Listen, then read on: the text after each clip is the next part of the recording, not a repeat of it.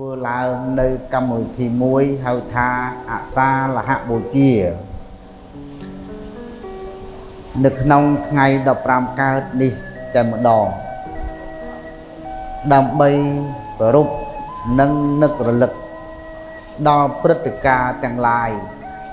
ដែលព្រះសម្មាសម្ពុទ្ធជាអម្ចាស់បរមគ្រូនៃយើងប្រងទ្រង់មានគឺក្នុងនោះរួមមាន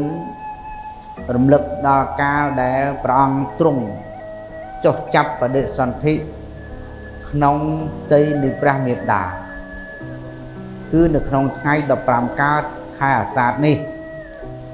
ចំណុចទី2គឺរំលឹកដល់កាលដែលព្រះអង្គ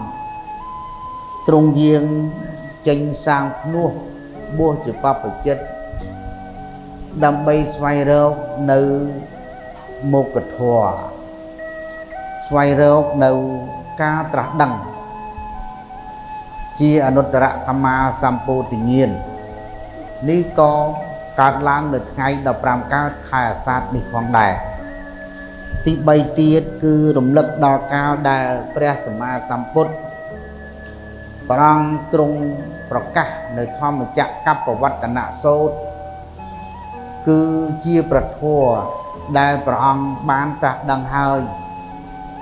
ហៅថាសច្ចធម៌4ដែលព្រះអង្គមិនធ្លាប់បានដឹងពីមុនទេបណ្ដល់ពេលនេះព្រះអង្គទ្រង់ត្រាស់ដឹងហើយលើសច្ចធម៌4ប្រការដែលខ្ញុំបកណាថាភាពនឹងលើកសម្ដែងនៅក្នុងពេលខាងមុខដ៏ខ្លីនេះទី4ទៀតរំលឹកដល់កាលដែលព្រះសម្មាសម្ពុទ្ធព្រះអង្គទ្រង់សម្ដែងនៅយមកៈបដិហា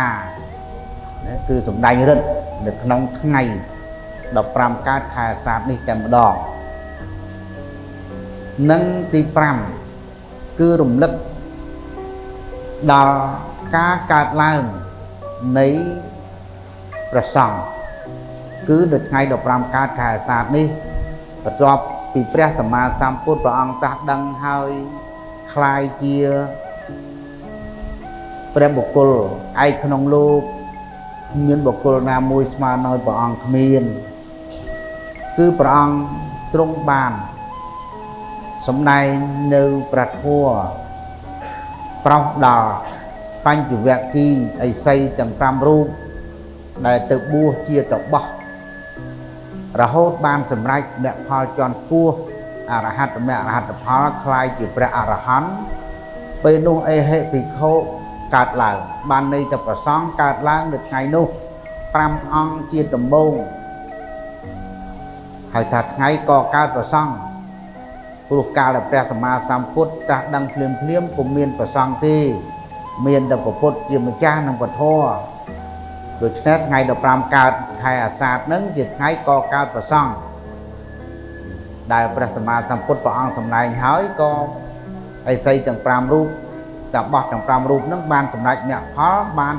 ទទួលអេហិភិក្ខុព្រះសព្ទីព្រះសម្មាសម្ពុទ្ធតែម្ដងនឹងគឺការកកើតឡើងប្រសង់នាថ្ងៃនឹងតែម្ដងថ្ងៃ15កើតខែអាសាឍនេះហេតុដូច្នេះហើយបានជាសាសនិកជនអ្នកកាន់ពុទ្ធសាសនា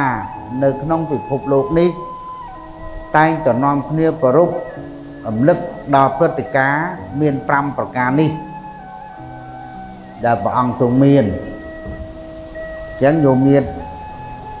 ដឹងជ្រាបណា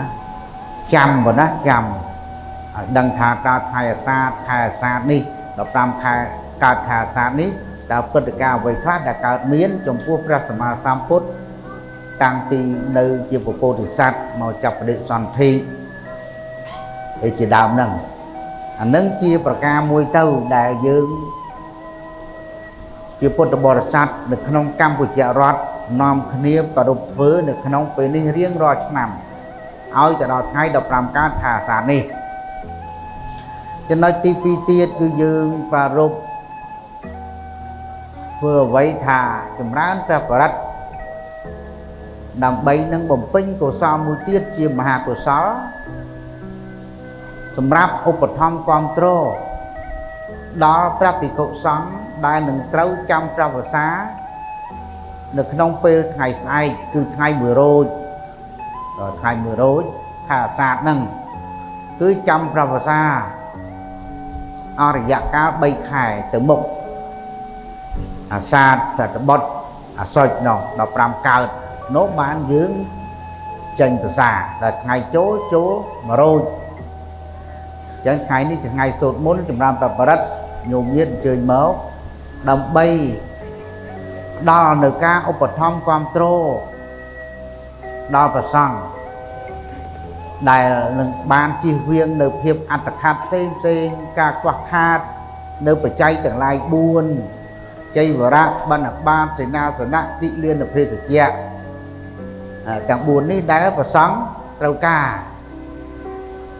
ពីការគ្រប់គ្រងឧបត្ថម្ភគ្រប់គ្រងពីញោមញាតិពុទ្ធបរិស័ទគ្រប់រូបទាំងអស់នឹងបានមានពិធីប្រពធ្វើពិធីសូត្រមន្តចម្រើនព្រះបរិត្តយាងគោញោមញាតិដើម្បីឲ្យដឹងសុខទុក្ខរបស់ព្រះសង្ឃនៅក្នុងព្រះវស្សានេះបានពរហ្នឹងគឺប្រពហ្នឹងវាបែបហ្នឹងអញ្ចឹងដោយសារការពឹងពាក់គ្នាប៉ុណ្ណាព្រះសង្ឃនឹងពឹងទៅលើញោមញាតិទាំងអស់គ្រប់រូបចង្ហាន់វូនជូនចង្ហាន់បណ្ឌបាតស្បង់ស្បៃត្រៃជីវរបោះរបរប្រើប្រាស់ថ្នាំសង្កូវភេសជ្ជៈហ្នឹងគឺដើម្បីព្យាបាលជំងឺក៏ដោយសារញោមញាតិជាអ្នកឧបត្ថម្ភគ្រប់គ្រងដើម្បីឲ្យមានព្រះសង្ឃបួសក្នុងព្រះសាសនានេះតទៅទៀតឲ្យបានយូរអង្វែងឲ្យបានយូរអង្វែងតទៅបើខ្វះការគ្រប់គ្រងពីញោមញាតិពុទ្ធបរិស័ទទេក៏ព្រះសង្ឃមិនអាច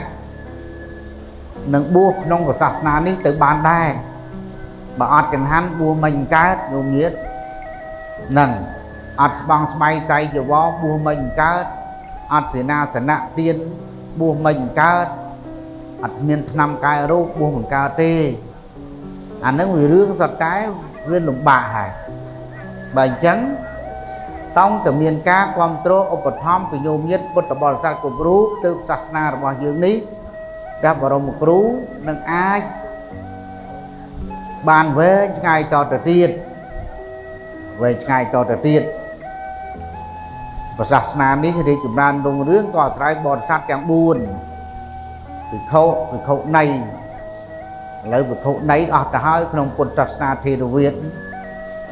មានតែក្នុងមហាយានឧបាសកឧបាសិកាពុទ្ធបរិស័ទហ្នឹងទើបសាសនានេះអាចចម្រើនរុងរឿងទៅបានតែបើអន្តរធានក៏ដោយបរិស័ទទាំង4នឹងដែរអត់មានអ្នកណាក្រៅអំពីបរិស័ទទាំង4នឹងទេបើអញ្ចឹងយើងមានសតិស្មារតីក្នុងការថែរក្សាធម៌វិន័យថែរក្សាប្រសង់ឲ្យលោកបានខំប្រឹងប្រែងសិក្សារៀនសូត្របប្រតិបត្តិសិលសមាធិបញ្ញាដើម្បីទ្រទ្រង់ព្រះសាសនានេះឲ្យបានមានអាយុកាលវែងឆ្ងាយទៅទៀត